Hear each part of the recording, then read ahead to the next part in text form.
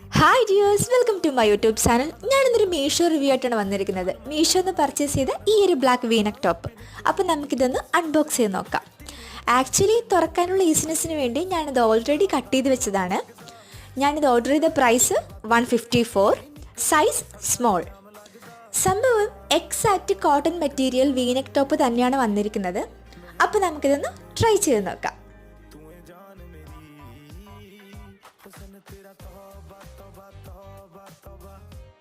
ഞാനിതൊരു ബാഗി ജീൻസിൻ്റെ കൂടെയാണ് പെയർ ചെയ്തത്.